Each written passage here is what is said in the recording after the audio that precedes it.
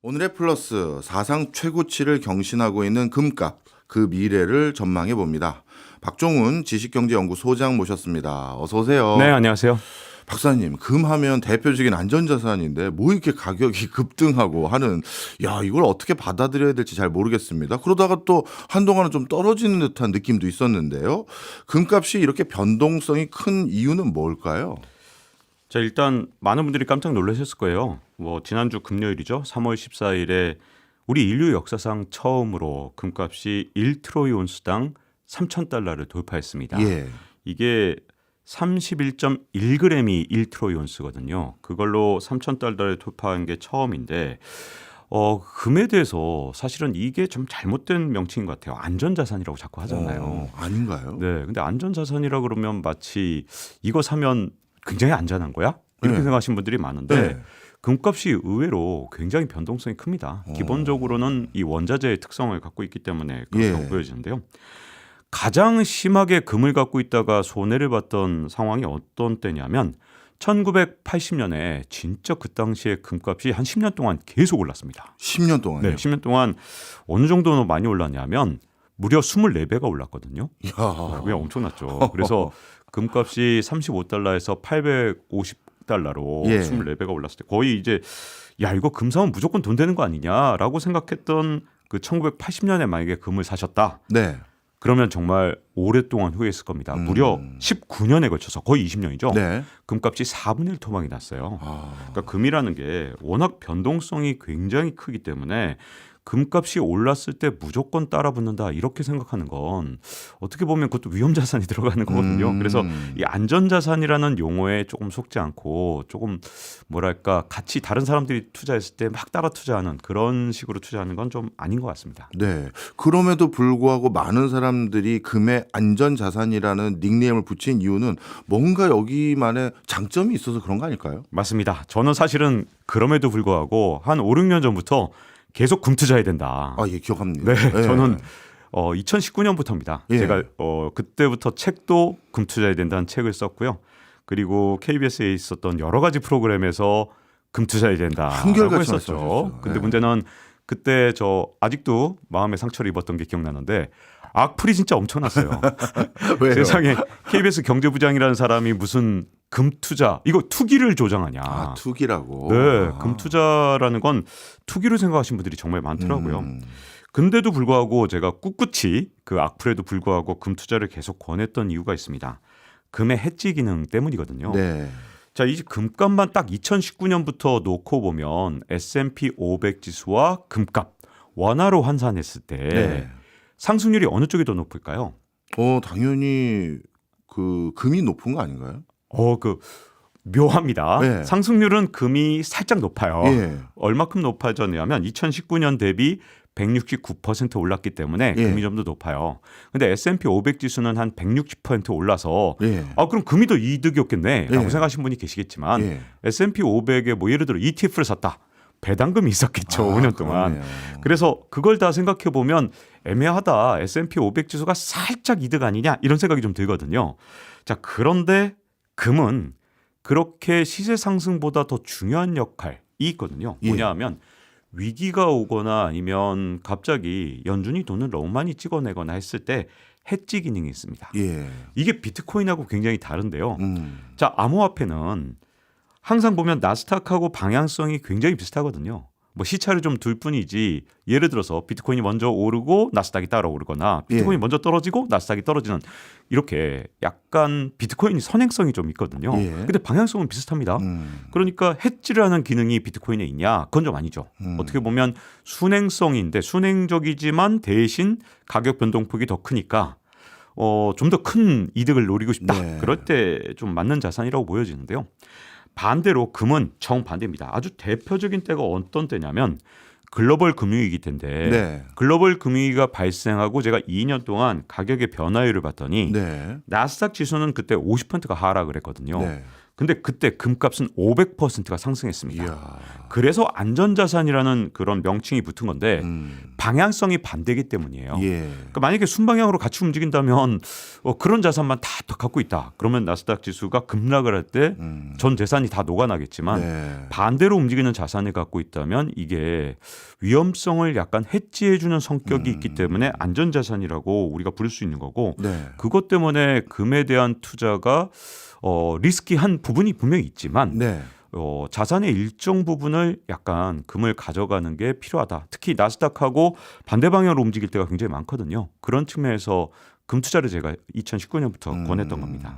앞서서 저는 금투자 수익률이 더 좋았을 거라고 예상했던 부분도 뭐 사실 그 중간에 코로나도 있고 해서 사람들이 불안불안하니까 안전자산의 대명사인 금을 많이 샀겠지 생각을 했는데 글로벌 금융위기에는 500% 가까이 올랐군요. 네. 그렇다면 역사상 가장 금의 가치가 크게 상승했던 때는 언제예요? 역시 1971년부터 80년까지 와 그때는 진짜 금값이 24배나 올랐거든요. 네. 정말 난리가 났습니다. 그래서 이 사건이 왜 일어났냐를 이제 많은 분들이 꼭 알고 계셔야 돼요. 금 투자하실 때 닉슨 대통령 이름을 꼭 기억하셔야 되는데 네.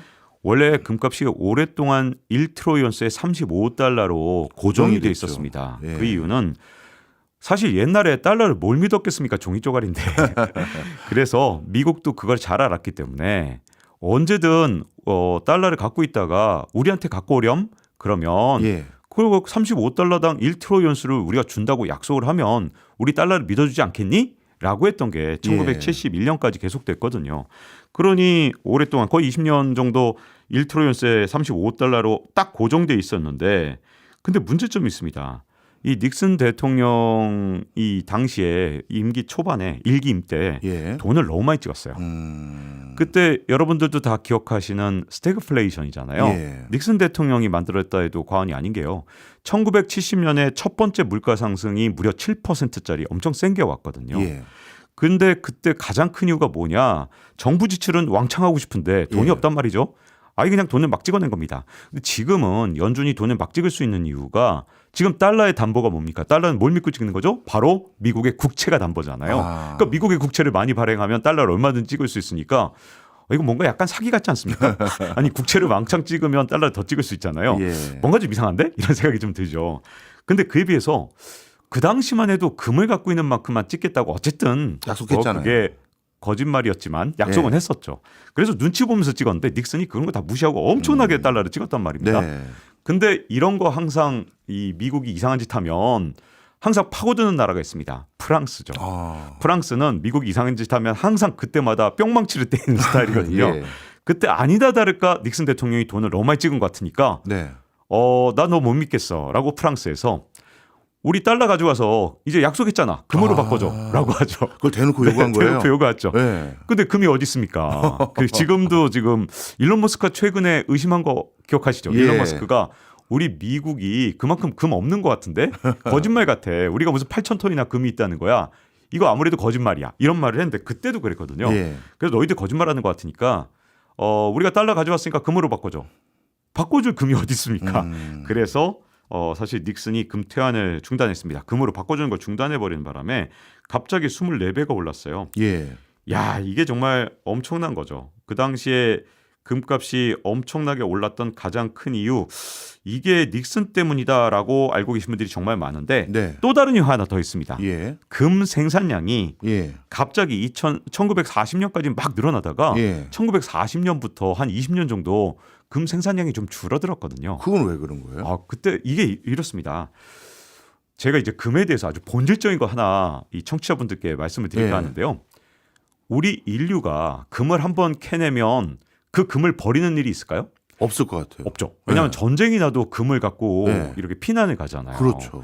옛날 유럽에서도 한번 금을 캐면 버리는 일이 없습니다. 예. 초밥집 가면 가끔 금가루 올려놓는데 그걸로 금 버리는 거 외에는 금 거의 안 버릴 것 같아요. 네. 그 경우에는 금을 안 버린다. 그럼 우리 인류는 지난 4,000년 동안 캔 금을 전부 다 몽땅 고스란히 다 갖고 있다는 뜻이잖아요. 네. 그러면 우리가 누적적으로 갖고 있는 이 금 가운데 최근 70년 동안 캔 금이 얼마나 되느냐? 전체 금 가운데 4분의 3입니다. 4분의 3이나 네. 돼요? 그러면 나머지 4,000년 동안 캔 금은 얼마냐? 4분의 1이에요. 예. 정말 신기하지 않습니까? 예. 그러니까 우리가 지난 70년 동안 왜 이렇게 금을 많이 캘 수 있었냐? 우리가 기술혁명이 정말 많았거든요. 예. 그래서 정말 놀랍게도 기술혁명을 따라서 우리가 금 생산량이 늘어나는 기적 같은 일이 있었는데 20세기부터 금을 캐는 기술의 혁명은 딱 4번 있었습니다. 네. 그때마다 생산량이 막 폭발적으로 늘어났다가 예. 그 기술혁명의 효과가 떨어지면 금 생산량이 줄어들어요. 음. 근데 1940년에 기술혁명이 한 번 있었거든요. 네. 그래서 금을 캐는 양이 엄청나게 늘어났다가 그 효과가 점점 줄어들면서 20년 동안 금 생산량이 크게 감소했었는데 이게 같이 맞물리면서 사실은 많은 이제 경제학 교과서에는 금태환 중단 선언 때문에 금값이 올랐다는 것만 써 있는데 예. 사실은 금 공급 측면에서 20년 동안 금 고금에 제한돼 있었던 상태에서 예. 금태환이 중단됐기 때문에 금값이 폭등을 했던 거기 때문에 항상 금 투자할 때는요. 네. 금의 공급 측면도 함께 봐야 됩니다. 그러면 정리를 하자면 20세기 들어서 나름대로 금 생산을 급격히 늘 수 있는 요인도 있었지만 그거와 상관없이 그 닉슨이 금태환을 중단한 그 시점 언저리에는 금 생산량이 크게 감소했기 때문에 그게 금 상승 가치를 더 폭발시키는 요인 중에 하나가 됐다. 그 말씀이네요. 네, 그렇죠. 그렇다면 반대로 금값이 하락했을 시기에는 어떤 특성이 있습니까? 자, 일단 금값이 오르는 걸 가장 싫어하는 나라는 잘 아시잖아요. 어딘가요? 미국이죠. 미국이에요? 미국이 얼마나 싫어합니까? 왜냐하면 미국 같은 경우에 달러 패권을 반드시 지켜야 되는데 예. 달러 패권을 위협할 수 있는 지금 현재 통화가 있을까요? 저는 절대로 없다고 봅니다. 예. 왜냐하면 많은 분들이 잘 모르시는 게 있는데 달러를 지금 현재 뭐 양적 완화를 해서 엄청 찍었다, 뭐 달러 공급량이 진짜 크게 늘어났다 이렇게 알고 계신데 네. 달러보다 더 많이 돈을 찍은 나라가 유럽연합입니다. 유럽연합은요 달러보다 거의 2배 정도 찍었습니다. 네. 중국은 사실 한 5년 전만 해도 달러보다 거의 한 1.5배쯤 찍은 상태였는데 최근 5년 동안 긴축을 엄청 했어요. 그것 때문에 경제가 한 5년 동안 굉장히 안 좋았고요. 그럼에도 불구하고 달러보다 더 많이 찍은 상태입니다. 위안화를. 그러니 최근 한 20년 동안 달러하고 뭐 비교해 봤을 때 돈을 누가 더 많이 찍었냐 해서 달러가 제일 강세를 보일 수밖에 없는 게 달러를 가장 덜 찍었거든요. 엔화는 뭐 말할 것도 없잖아요. 네. 엔화는 뭐 달러보다 한 4-5배 최근 2년, 예. 50년 동안 진짜 엄청나게 찍었기 때문에 달러에 도전할 수 있는 종이도는 없습니다. 네. 그런데 금이라는 게 진짜 무서운 게요. 우리가 4,000년 동안 사실 금속 화폐를 썼기 때문에 진짜 오랫동안 금을 화폐라고 생각했지 종이는 그냥 종이짝이다 생각을 했고 그렇죠. 우리가 금태환 중단을 선언한 1971년 이후에 금에 대해서 우리가 많이 잊어버렸잖아요. 네. 근데 놀랍게도 그 뒤에 이제 종이돈 달러에 대해서 이제 신뢰도가 사실 굉장히 높아져서 그렇지 원래는 달러의 가장 강력한 이 경쟁 수단이 금이거든요. 네. 자, 그런데 1980년 같은 경우에 금값이 24배 올라가니까 달러 패권이 이거 흔들리는 거 아니냐라는 공포감이 미국에 정말 팽배했거든요. 네. 그때 모든 분들이 잘 아시는 연준의장, 전설의 연준의장이 나타나죠. 폴 벌커라는 연준의장. 정말 대단한 분이죠. 미국의 물가가 정말 엄청나게 급등하고 그때 당시에 잘못하면 금한테 달러 패권의 지위를 잃어버릴 것이다라는 공포감이 굉장했을 때 정말 놀라운 결단을 내립니다. 미국의 기준금리를 20% 가까이 올렸습니다. 기준금리를 네. 20%요? 네, 그게 일단 아주 강력한 해머 역할을 했죠. 아니 그럼 엄청나게 기준금리가 20%면 예금을 하면 얼마 주는 거예요? 그러니까요. 야, 그때 여러분 그거 아실지 모르겠는데 우리나라 예금 금리 있잖아요. 예. 어디까지 갔었는지 아십니까? 미국이 어디까지 기준금리 갔나요? 20% 갔을 때 우리는 이거보다 금리가 높았어야 될 거 아닙니까? 그렇죠, 그때 우리나라 그렇죠. 거의 뭐 후진국에 속했었으니까 제가 한국은행 자료를 다 뒤져봤는데 예. 우리나라 예금 금리 중에서 가장 높았던 재형저축 금리가 있었는데 예. 연 38%였습니다. 38%요? 이거 너무한 거 아닙니까 진짜? 옛날에 1980년 정도에 예금하셨던 분들은 1년만 예금 잘해도 그렇네요. 38% 금리 이거 할 수 있었는데 그때 미국의 기준금리가 20%였으니까 진짜 엄청났죠. 네. 다른 나라들은 더 엄청났겠죠. 자, 그러면 금은 이자를 주나요? 안 주지 않습니까? 안 주죠. 그러니 금을 갖고 있는 기회병이 굉장히 높아지니까 금값이 그때부터 떨어지기 시작했어요. 네. 근데 많은 분들이 또 이것만 알고 계신데 폴 볼커가 금값을 잡았다. 아닙니다. 네. 폴 볼커가 금리를 올렸던 건 네. 한 2, 3년 정도 세게 올렸다가 그다음부터 금리 낮추기 시작했어요. 예. 근데 금리 낮아졌는데 금값은 그 뒤로 19년 내내 떨어져서 4분의 1 토막이 났거든요. 자, 그러면 83년 4년부터 금값을 떨어뜨린 건 뭐였냐? 네. 이게 굉장히 중요한데 금의 또 생산혁명이 일어났습니다. 아. 정말 금의 생산량이 아주 폭발적으로 늘어났는데 예를 들어서 뭐 1913년만 해도 1년에 전 세계 금 생산량은 700톤밖에 되지 않았는데 예. 1970년에는 1,500톤으로 늘어났다가 그게 2003년 될 때까지 얼마로 늘어나냐? 2,800톤으로 늘어나요. 자, 금 생산량이 20세기 초반보다 21세기 초반으로 가면서 갑자기 한 해에 예. 4배로 생산량이 늘어나니까 야. 이게 일단 금값 하락에 가장 큰 역할을 했거든요. 그렇게. 금 생산량이 해마다 늘어나는 시기가 언제부터 계속됐느냐? 예. 한 1985년부터 시작해서 2003년까지 지속됐습니다. 네. 그러니 금의 가격이 4분의 1 토막이 났던 거죠. 그래서 제가 꾸준히 말씀드리는 게 금에 대한 수요, 금리도 봐야 되지만 생산량이 항상 금값을 결정하는 가장 중요한 요소 중에 하나였다. 요걸 보셔야 됩니다. 네. 또 앞서 말씀 주신 게 미국 입장에서는 달러의 대체제가 유일하게 금이니까 혹시 그 기간 동안 미국이 금값을 억제하기 위한 다양한 추가적인 수단 이런 건 없었나요? 네, 금값을 억제하기 위해서 미국하고 영국이 그렇게 찰떡궁합이었을 수가 없어요. 그래요? 연준하고 영국의 영란은행, 옛날에 이제 영란은행이라고 불렀지만 이제 영국은행이라고 불러야 정식 명칭이겠죠. 네. 자, 영국은행하고 연준이 서로 협조를 해서 금에 대해서 공매도를 친 적도 있고요. 금을 공매도로요? 별짓 다 했습니다. 선물 시장에서 갑자기 미국에서 온갖 이상한 규칙을 만들어서 금값이 떨어지도록 별짓을 다 했습니다. 자, 물론 이런 것들을 전부 다 시카고 선물 거래소가 했다. 민간에서 했다라고 주장하지만 네. 그 뒤에 미국 정부와 또 영국의 협조가 정말 엄청나게 철저하게 있었거든요. 자, 금에 대한 음모론 중에서 가장 유명한 게 뭐냐 하면 네. 골드핑거 작전이라는 거예요. 그건 뭐예요? 이거 미국의 대통령들이 그동안 금값을 떨어뜨리기 위해서 골드핑거 작전을 썼다. 이런 음모론이 있거든요. 네. 이걸로 영화 제목이 있습니다. 이거 영화 제목 얘기하면 나이가 드러나서 좀 슬프긴 하지만 옛날 007 시리즈 중에 골드핑거 작전이라는 게 있어요. 예, 거기 보면 알죠. 악당이 이제 포트녹스에 있는 금을 전부 다 녹여서 자기가 갖고 있는 금값을 막 10배, 20배로 올려서 자기가 전 세계 최고 부자가 되려고 포트녹스에 있는 금을 폭파시키고 그다음에 거기에 막 방사능을 오염시키려는 옛날 007 영화거든요. 네. 아주 옛날 영화인데 네. 그 골드핑거가 어디서 나왔냐? 미국에서 금값을 떨어뜨리려는 일종의 모종의 집단이 있고 딥스테이트 같은 게 예. 있고 거기서 금값을 떨어뜨리려고 한다. 이런 음모론이 왜 나온지 아십니까? 왜요? 진짜로 그랬기 때문이에요. 그러니까 다시 실제로. 말하면 골드핑거 작전은 없었을 수 있지만 미국 정부에서는 진짜 틈만 나면 금값을 떨어뜨리려고 하고요. 예. 제가 한번 여기서 말씀을 드린 적도 있지만 트럼프가 비트코인에 완전 꽂혀서 막 비트코인 그 예찬론자가 된 것처럼 보였던 이유가 뭐냐면 예. 금값이 자꾸만 오르니까 어떻게든 돈의 물꼬를 조금이라도 다른 데로 돌리고 싶었고 그게 바로 비트코인이었던 거죠. 예. 근데 해도 안 돼서 금값이 결국은 3,000달러를 돌파하고 말았기 때문에 예. 트럼프 입장에선 비트코인 작전은 일단 실패했다고 보여집니다. 예. 왜냐하면 금에 대한 어떤 애착 이게 전 세계인들이 점점 높아지고 있는데다가 최근에는 이 무역 전쟁이 일어나니까 이번에 미국인들이 금을 사는 거예요. 예. 원래는 그동안 이 중국인들이 금을 사왔는데 갑자기 미국인들까지 금을 사니까 트럼프 대통령의 어떤 금값 하락 작전은 1차는 실패했습니다. 박종훈 박사님께서 어떻게 보면 그동안 금의 역사, 금의 변천사 이걸 쭉 설명해 주셔서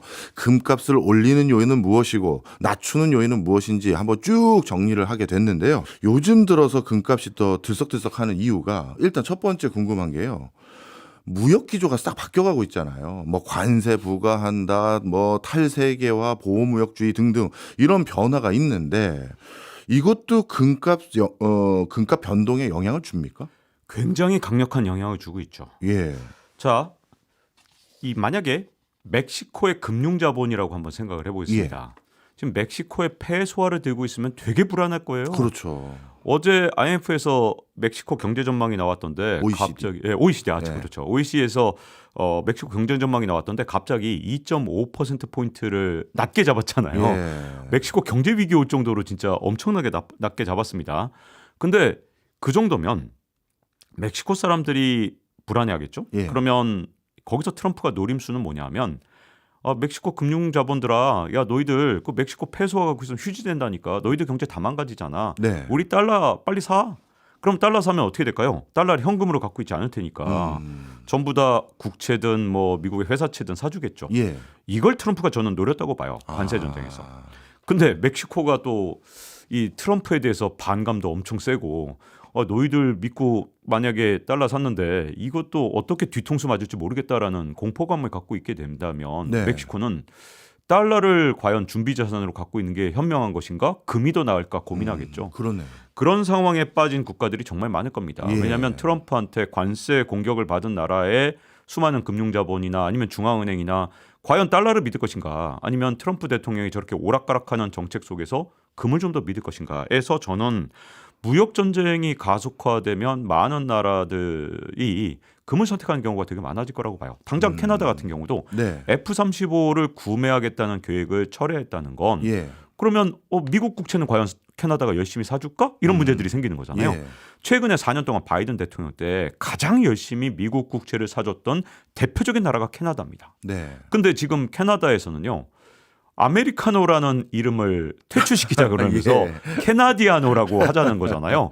그럼 우리나라에서도 커피는 코리아노 이렇게 불러야 예. 되나요? 근데 이 정도라면 국채 대신 그러면 달러를 살 수도 있는 상황이라서 지금 물론 이제 어떤 나라가 금을 선택하고 어떤 나라가 달러를 선택할지는 모르겠으나 문제는 일부의 국가들은 분명히 금을 선택하는 나라가 있을 수밖에 없고 네. 이게 결국은 금에 대한 수요를 높이는 그런 효과를 가져오는 것 같습니다. 전 세계적인 무역 분쟁이 오히려 금의 수요를 더 높일 수 있는 중요한 요인이 될 수 있음을 설명해 주셨는데 이거 말고도요. 박사님께서 예전부터 지금까지 금값이 올라갈 가능성이 굉장히 많으니 주의 깊게 봐라. 이 말씀 주셨을 때 더 상승할 수 있는 요인들로 지목했던 것들 몇 개 좀 정리 좀 해주세요. 네, 일단 뭐 돈을 너무 많이 찍어서 그렇습니다. 돈 많이 찍었다. 일단 연준이 가장 덜 찍었다. 선진국 중에서 네. 이런 표현을 썼지만 연준도 광의의 통화 기준으로 보면 정말 돈 많이 찍었어요. 최근 한 20년 동안 찍은 돈이 뭐 거의 뭐 한 3배에서 4배 정도 늘어났고요. 협의의 통화는 거의 40배가 늘어났습니다. 네. 돈을 이렇게 많이 찍어놨는데 그동안 물가가 안 올랐기 때문에 금에 대한 수요가 그나마 좀 적었던 건데 네. 이제 드디어 물가를 올리는 상황이 돼놓고 있다 보니까 그러면 물가 오른다는 건 상대적으로 달러의 가치는 떨어진다는 거잖아요. 그래서 일단 그게 첫 번째 이유고요. 네. 두 번째는 러시아하고 우크라이나가 전쟁이 일어났을 때 러시아를 이 금융거래 이 망에서 스위프트 망에서 러시아를 퇴출시켰을 때 전 세계가 충격을 받았습니다. 네. 그리고 러시아 자산을 전부 다 서방이 압수를 하니까 인도나 사우디 또는 중국의 재벌들 또는 금융자본이 봤을 때 야, 우리도 언젠가는 미국하고 척을 질 수 있는 거 아닌가? 이런 우려 때문에 또 역시 달러를 준비 자산으로 100% 갖고 있는 것보다는 예. 금을 한 20% 섞는 게 낫지 않을까? 이런 생각을 하는 거죠. 그렇겠네요. 그래서 IMF에서 2023년에 굉장히 중요한 보고서를 내놨거든요. 번역을 하자면 무슨 말이냐면 이게 달러화의 조용한 침식이라는 건데 예. 이 리포트, IMF의 리포트의 내용을 보면 이렇게 돼 있습니다. 1998년 동아시아 외환위기가 일어나니까 전 세계가 달러 때문에 한번 공포감을 맛봤거든요. 달러가 없으면 야, 동아시아처럼 저렇게 국가부도가 나는구나. 네. 그 공포감 때문에 너도 나도 달러를 보유하려고 했고 그 과정에서 전 세계 중앙은행의 이 외환 보유액 중에서 달러 비중이 70%를 넘었었거든요. 예.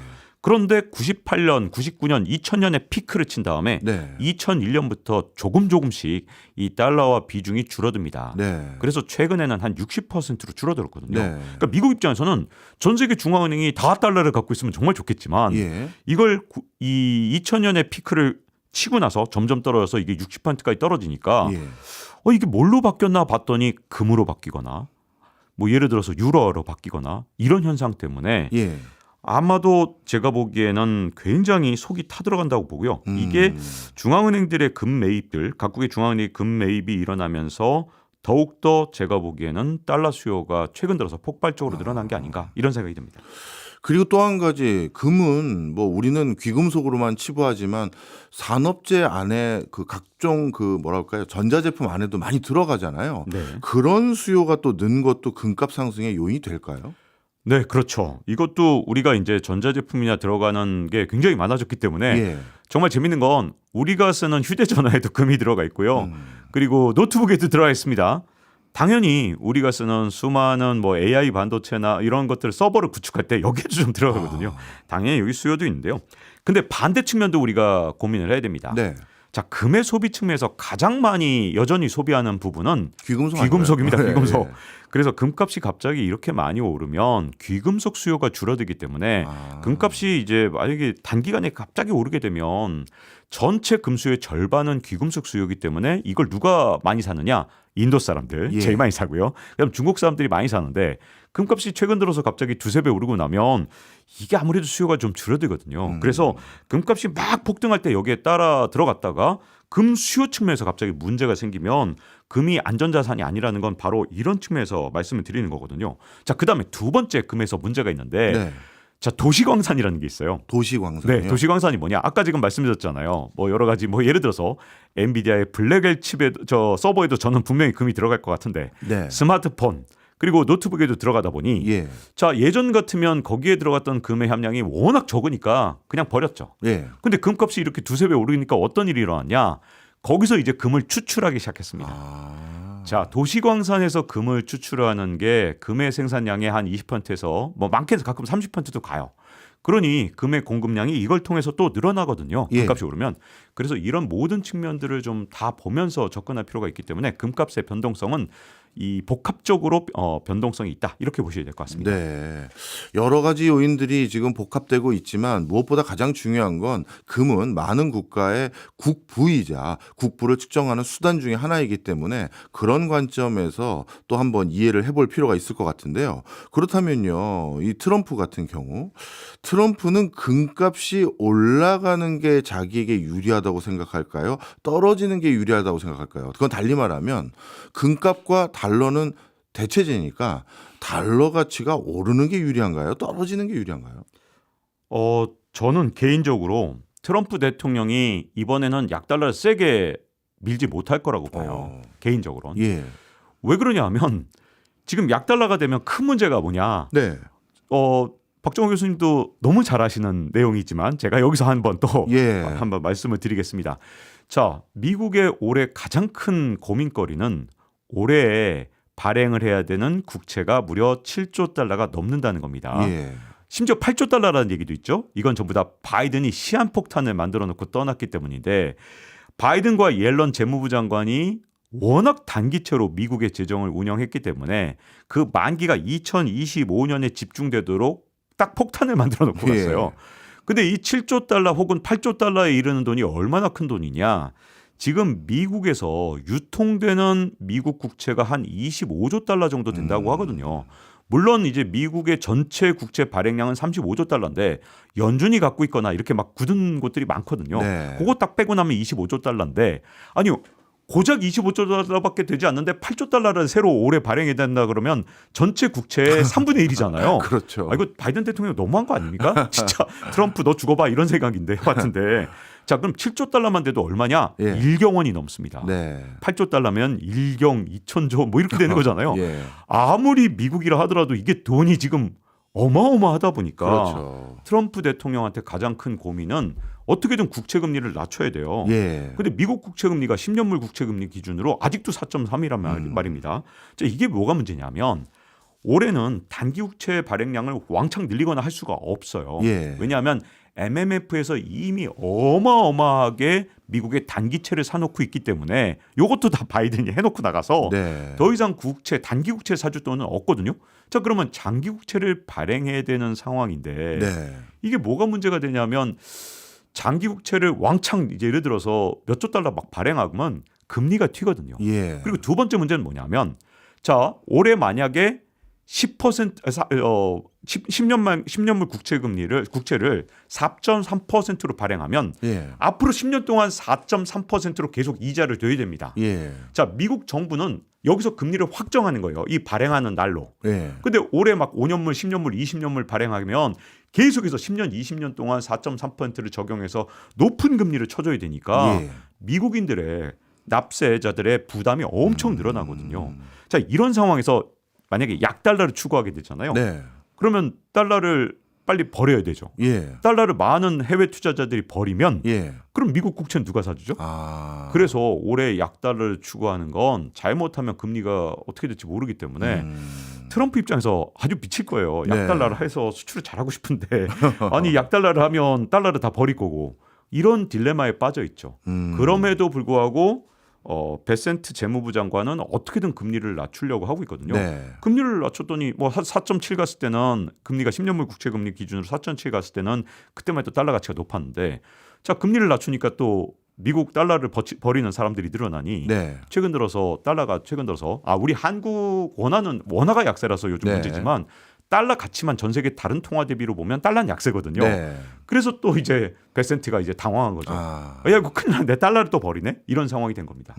그리고 금을 사는 것도 아주 이 미국한테 끔찍한 일인 게 예. 사람들이 돈 있으면 이제 국채를 사줘야 되는데 예. 이거 국채를 안 사주고 금을 사네? 이것도 좀 큰 문제인 거죠. 네. 이런 과정에서 미국의 어떻게 보면 경제적인 패권을 계속 유지하는 걸 못마땅해 하는 중국과 러시아는 국제적인 결제에 있어서 달러 말고 금을 점점 더 선택함으로써 금 가격을 더 올리는 이제 미국 바깥의 요소를 이제 여쭤보는 건데 그럴 요인이 더 큰 거 아닌가요? 저는 굉장히 크다고 봅니다. 예. 왜냐하면 금값을 일부러 저는 이 미국과 같이 이제 일종의 대척점에 있는 나라들은요. 미국 국채를 어떻게든 사람들이 안 사게 만들고 네. 그리고 어떻게든 금에 더 쏠리게 만들수록 외환 보유액에서 금의 비중이 높아지고 달러의 비중이 결국 낮아지게 될 거 아니에요. 네. 그렇게 되면 미국의 패권에 조금이라도 금이 가게 만들 수 있거든요. 물론 저는 달러 패권이 앞으로 뭐 20년 내로 무너질 가능성 거의 제로라고 보긴 하지만 네.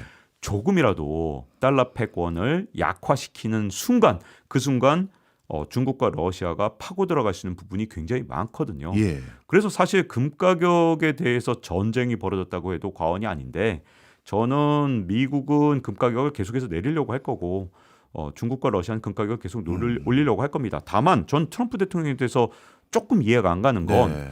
이전에 미국 대통령이었으면 금값을 내리려고 진짜 온갖 반시장 정책을 다 했을 거거든요. 예. 온갖 이상한 뭐 규제를 만들거나 아니면 사실 금 공매도까지 했던 예. 그런 전례를 볼 때 예. 지금쯤 할만한데 왜 아직도 안 하지? 이런 약간 좀 특이하다라는 생각이 좀 듭니다. 왜냐하면 이전에 미국 대통령이었으면 벌써 조치를 취해도 한 대여섯 번을 취했을 텐데 지금 3,000달러를 찍었을 때까지 아직까지 취하지 않은 건 트럼프 대통령이 조금 둘 중에 하나인 것 같아요. 예. 금값이 오르는 거에 대한 경각심이 좀 떨어진다. 이전 대통령에 비해서. 예. 혹은 트럼프 대통령도 뭐 그렇게 금값이 올라도 괜찮은 건지 하여튼 좀 이해는 좀 안 갑니다. 저도 이거 약간 미스테리인 것 같아요. 지금까지 역대 대통령과 굉장히 다른데 사실 이런 건 좀 있어요. 지금까지는 파워 엘리트들이 이제 그 딥스테이트라고 트럼프가 욕하는 그런 사람들이 이런 계획들을 다 세워왔는데 갑자기 지금 그런 전문가들을 다 빼고 트럼프 사단이 들어왔잖아요. 근데 그 트럼프 사단은 금에 대한 경각심이 이전 그 트럼프가 이제 딥스테이트라고 비난했던 그 사람들에 비해서 좀 떨어지는 게 아닌가라는 생각 좀 듭니다. 네. 금 하나를 두고 국제 경제가 어떻게 맞물려 있고 또 국제 경제에 어떤 메커니즘으로 영향을 미치는지에 대해서 진짜 저희가 모르는 면까지 전부 다 설명을 해주셨는데요. 근데 많은 청취자들 또 시청자분들은 우리 박사님 오랜만에 나오니까 이 질문이 가장 핵심일 것 같아요. 박사님 좋은 말씀 감사한데요.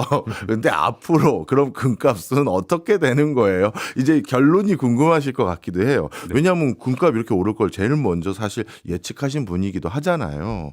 그러면 앞으로의 금값은 어떻게 전망하세요? 자, 제가 2019년에 금값이 오를 거라고 얘기했던 가장 큰 이유는 금의 생산량이 계속해서 늘어나다가 2019년을 피크로 해서 금의 생산량이 줄어들기 시작했어요. 네. 2020년부터 24년까지 끊임없이 금이 줄어드니까 금 네. 생산량이 줄어드니까 금값이 드디어 올라갈 수 있는 공급 측면에서의 변화가 일어난 겁니다. 그 이유가 뭐냐? 이게 더 무서운 건데요. 2019년, 20년에 금광 개발 회사들이 예. 새로운 금광을 개발하기 위해서 더 많은 돈을 투자했습니다. 왜? 금값이 엄청나게 올랐으니까요. 아, 근데 놀라운 건 금 생산량이 줄어든 거예요. 네. 투자는 3배 늘어난 거예요. 예. 왜 그러냐? 우리 인류가 이제는 쉽게 캘 수 있는 금은 이제 거의 없어졌습니다. 아, 그래요? 이제 금을 캐려면 아주 저 밑바닥까지 들어가야 됩니다. 그럼 예. 생산 단가가 올라가겠죠. 예. 그래서 저 깊은 곳에서 금을 캐내는데 옛날 같으면 1톤의 흙을 캐내면 그 안에서 금이 10g이 나왔다면 네. 지금은 0.5g이 나오는 거예요. 이야. 이게 최근에 왜 그러냐? 금의 기술이 너무너무 발달하면서 깊이 들어가서 많은 양의 금을 캐내는데 이제는 그렇게 쉽게 캐낼 수 있는 금광이 사라지니까 2020년을 고비로 점점점 금의 생산량이 줄어들었고 공급 측면에서 이제 제한돼 있습니다. 그래서 예. 장기적으로 금값이 올라갈 수 있는 일종의 준비가 돼 있죠. 물론 금의 생산 혁명이 또 일어난다. 예. 그러면 물론 바뀌겠지만 우리 인류 기술이 지금 가상현실이나 이쪽으로 뭐 예를 들어 AI 쪽으로 가는 건 맞지만 예. 아직까지 우리가 진짜 채굴하고 이런 물리적 기술은 약간 한계 있거든요. 예를 들어서 제트기 같은 경우도 우리가 이미 1950년에 시속 1000km로 날아갈 수 있는 여객기가 만들어졌는데 네. 아직도 1000km예요. 그렇네요. 70년 동안. 예. 근데 우리가 물리적 기술이 이렇게 한계가 있는 경우가 되게 많은데 대표적인 게 금이거든요. 그래서 금광에 대한 기술이 2003년 정도부터 멈추기 시작했기 때문에 공급단이 멈췄는데 대신 앞으로 돈을 그러면 앞으로 연준이나 다른 중앙은행들이 계속 찍을 거냐? 저는 불황이 올 때마다 또 찍을 거라고 보거든요. 네. 그래서 금이 일시적으로는 뭐 미국 정부나 이런 데에서 눌리는 현상은 반드시 있을 거고 단기적으로 많이 오르면 장신구 수요가 줄어들어서 단기적으로 떨어질 수 있지만 네. 더 먼 미래로 볼 때는 이제는 금값이 계속 올라가는 금에 대한 기술 혁명이 없다면 자 이런 상황에서 그럼 금을 어떻게 사야 되느냐? 예. 저는 적립식으로 사는 방법이 하나가 있다고 생각하고요. 예. 저는 옛날부터 똑같은 주장을 했는데 달러를 5를 사면 금을 1 정도 사야 된다. 2019년부터의 제 원칙입니다. 달러 5 대 금 1. 예. 그 이유는 달러 패권을 믿지만 예. 혹시라도 여기에 조금이라도 금이 갈 가능성을 20%라고 생각하기 때문에 5 대 1 비율로 맞춰놓은 거거든요.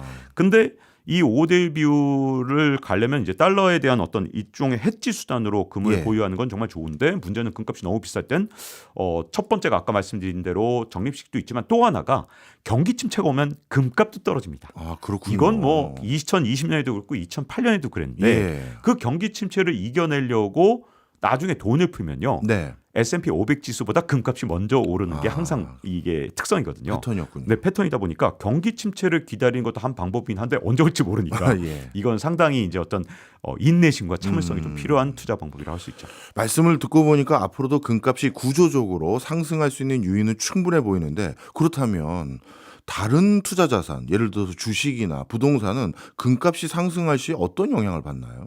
저는 개인적으로 금값이 오르는 것은 다른 자산에는 굉장히 안 좋다고 보는데요. 자, 금값이 24배 올랐을 때 예. 1970년대에 주가는 어떻게 됐을까요? 주가는 1973년부터 무려 어떤 일이 있었냐? 예. S&P 500 지수가 40% 떨어진 적이 있습니다. 어. 그리고 집값은 어떻게 됐냐? 1970년대 집값은 실질 가격이 사실 하락했어요. 그래요. 물가만큼은 올랐습니다. 거의 예. 물가만큼 올랐는데 근데 금은 24배 올랐거든요. 그러니까 금값이 오를 땐 사실 다른 자산이 상대적으로 약한 모습을 보였던 게 1970년대 상황인데 네. 그래서 금값이 오르는 게 사실은 주가나 아니면 다른 자산의 상승세는 별로 좋지 않아요. 근데 아직 금값이 많이 오른 건 아니죠. 그때 24배 오른 거에 비하면 지금은 뭐 사실 금값이 최근에 예를 들어서 2010년에 그 최고치를 기록했던 거에 비해서 한 2배 정도밖에 오르지 않았기 때문에 이 네. 상황이 아직 금값이 폭등한 상황이냐는 아니고요. 금값이 정말로 1970년대만큼 오른다 그러면 다른 자산에 대한 전망은 정말 안 좋게 봤다고 시장이 이제 판단을 하는 거죠. 네, 그렇군요. 오늘 주제가 금이긴 합니다만 갑자기 금 얘기하니까 은도 궁금해요. 네. 은은 어떻게 될 것 같습니까? 뭐 저는 은 투자에는 큰 관심이 없기 때문에 예. 이제 은에 대해서 이제 사람들이 얘기하는 걸 하겠습니다. 저는 네. 이제 개인적으로 은에 대해서는 좀 다른 측면에 있어서 별로 좋아하지 않습니다. 근데 이제 은 투자라는 사람들은 항상 1대 80의 원칙을 얘기해요. 그건 뭐예요? 금값이 이제 항상 은값보다 한 80배 정도 비싼 게 정상적인 것이다. 아. 근데 금값이 은값보다 한 120배 비싸다? 그런 건 좀 이상한 거다. 그럼 예. 그때는 은을 투자해야 된다라고 주장하는 분들이 이제 은 투자를 주장하시는 분들인데 예. 제가 은은 뭔가 좀 다른 점이 있다 그랬잖아요. 예. 자, 금은 산업용으로 쓰이는 수요는 굉장히 적습니다. 예. 사실 가장 많이 쓰이는 건 장수인구고 그다음에 투자 자산으로 쓰이고 그다음 중앙은행이 사는 거 이렇게 순서대로라면 예. 은은 산업용으로 굉장히 많이 써요. 아. 자, 그러면 어떤 문제가 생기느냐? 경기 침체가 왔을 때 돈을 푼다. 예. 그러면 금은 이제 경기 침체가 왔을 때 초반에는 금값이 떨어지지만 돈을 예. 풀자마자 바로 튀어오르는 성격이 있는데 은은 산업용 수요가 워낙 많다 보니까 경기 침체가 왔는데 그다음에 돈을 풀어요. 실물 경제가 좋아지는 거 1년 이상 걸리잖아요. 은값이 반응하는 건 굉장히 느리거든요. 네. 그래서 은은 사실은 경기 순행적인 측면도 굉장히 많이 있기 때문에 네. 그래서 금하고는 조금 다른 성격의 자산이거든요. 그래서 예. 금을 투자하는 건 일종의 해지가 거의 대부분의 목적이라서 이제 많은 분들이 금값 오를 거니까 금을 사자 이런 식으로 전 투자하는 거 되게 위험하다고 보거든요. 예. 내가 달러를 좀 이렇게 많이 갖고 있으니까 그 달러를 갖고 있는 거에 대해서도 약간 불안하잖아. 그러니까 은을 좀 갖고 금을 좀 갖고 있어야지라는 측면이 있지만 예. 은은 그 자체가 일종의 원자재 투기하고 좀 비슷합니다. 그래서 뭐 구리값하고 같이 움직이는 측면도 있기 때문에 예. 금의 측면 그리고 구리의 측면이 다 있는 게 은입니다. 예. 그래서 은 투자는 훨씬 더 어려워요. 네. 그러다 보니까 은에 대해서 연구를 하려면 산업 측면까지 연구해야 되니까 은은 좀 더 공부를 하고 들어가야 된다고 저는 생각합니다. 그렇군요. 금하고 은은 전혀 다른 거였군요. 금은 보화라고 해서 같은 거라고 생각했는데. 자, 그러면 앞서서 이제 금을 뭐 달러 표시 투자 자산 대비 5대1 정도의 비율로 투자를 해두시는 것도 나쁘지 않을 겁니다라는 권고를 해주셨는데 적립식으로 그럼 금을 투자한다는 건 뭐 금방 가서 금부치를 조금씩 사는 거예요? 아니면 어떤 방법들이 뭡니까? 네, 그게 아주 중요하죠. 자, 일단 여러분들 세금 다 잘 내실 거죠? 예. 세금을 우리는 100% 냅니다. 저는 어떠한 경우에도 다 세금을 내고 있는 저로서는 예. 금은방 가서 만약에 사잖아요. 세금 다 내고 네. 그러면 시세보다 15% 비싸게 주고 사야 됩니다. 왜냐? 일단 부가세가 10% 붙어요. 물건을 사는 거니까요. 네, 그렇죠. 10% 부가세가 있어요. 그리고 금은방도 이윤을 내야 되지 않습니까? 그렇겠죠. 거기서 장사하셔야 되니까 보통 수수료가 최소 5% 붙습니다. 예. 그러니까 시세보다 15% 비싸거든요. 자, 근데 금을 그렇게 사면은 15% 이상 올라야 그때부터 이득이 되니까. 그렇네요. 그러면 이제 다른 방법이 뭐가 있느냐? 첫 번째가 이제 금 ETF를 사는 겁니다. 예. 그리고 그 다음에 은행에 골드뱅킹을 하는 거예요. 그리고 마지막으로 KRX 금시장을 하는 건데, 예. 자, 여기서 만약에 금 ETF를 사면 뭐가 문제냐? 예. 해마다 수수료를 떼갑니다. 이게 쏠쏠하게 계속 떼가거든요. 저처럼 금을 한번 사면 절대 안 파는 사람 입장에서는 아니 왜 해마다 막 0.6%, 뭐 1% 이렇게 떼가면 예. 한 5년만 떼가도 뭐 예를 들어 3에서 한 5% 떼가잖아요. 예. 이거 기분 나쁘지 않습니까? 그래서 금 ETF는 그 부분이 약점이고 또 양도소득세를 냅니다. 그리고 이게 문제고요. 골드뱅킹 같은 경우는 뭐 보관 수수료는 없는데 대신 처음에 살 때 약간 수수료가 높은 편이에요. 네. 그 대신 이제 시세로만 사니까 국제가에 항상 살 수 있다는 장점이 있어서 골드뱅킹은 처음 살 때 수수료가 좀 비싼 대신 보관 수수료는 없기 때문에 전 그렇게 나쁘지 않다고 봐요. 네. 그럼 가장 좋은 건 뭐냐? 예. KRX 금시장인데 예. KRX 금시장은 수수료도 낮은 편이고 양도소득세도 없기 때문에 예. 진짜 좋죠. 어. 근데 이제 수수료와 양도세는 그건 다 좋은데 뭐가 문제냐? 금 시세가 국제 시세보다 훨씬 높게 형성될 때가 가끔 있습니다. 그래요. 김치 프리미엄이라 그래서 최근에 예. 얼마까지 올랐었는지 아세요? KRX 금시장이 국제가보다 18%나 올랐던 적이 있습니다. 18% 차이 나요? 네.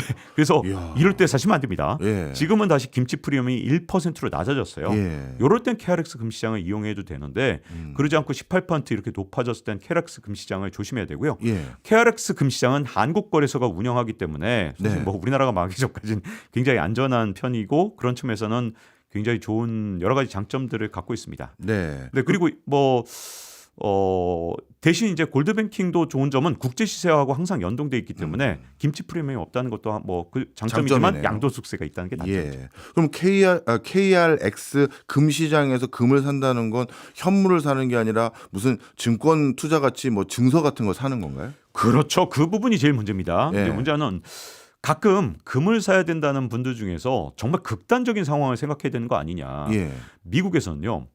갑자기 금을 소유하는 순간 어떤 벌을 내렸었냐면 예. 1930년대 초반인데 루즈벨트 대통령이 대통령에 취임하자마자 금을 갖고 있는 사람은 모두 다 10년 이하의 징역과 그다음에 지금 돈으로 치면 10억 원의 벌금을 이야. 때렸습니다. 자, 이게 또는이 아니에요. 예. 그리고예요. 그리고요. 10년 이하의 징역 그리고 우리나라 지금 현재 돈으로 한 10억 원 정도의 저 벌금을 때렸거든요. 네. 자, 이런 상황에서 만약에 골드뱅킹을 하거나 KRX 금시장에 금을 갖고 있다. 그러면 정부가 금을 다 몰수하면 어떡할 거냐. 이렇게 걱정하시는 분들이 종종 있어요. 네. 그런 분들은 차라리 실물을 갖고 있는 게 안전하다. 예. 이거 결국 루즈벨트 때 어떤 식으로 했냐면 그때 금액이 얼마였냐면 1트로이언스 아마 28달러였을 겁니다. 그때 시세는 훨씬 비쌌거든요. 네. 근데 28달러에 강제로 연준에 매수했어요. 연준이 야. 매수했어요. 그러니까 되게 억울했겠죠. 예. 근데 이제 그거 안 팔았던 사람들은 되게 뭐 감옥에 갈 수 있으니까 겁났지 않았겠습니까?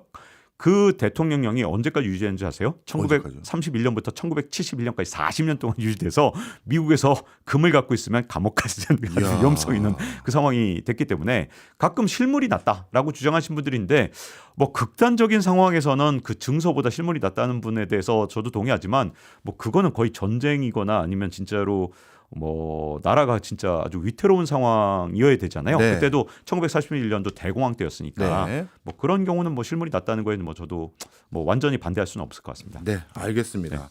실제 금 투자할 때는 어떤 방법으로 하면 좋을지까지 오늘 제대로 알아봤네요. 지금까지 박종훈 지식경제연구소장이었습니다. 고맙습니다. 감사합니다.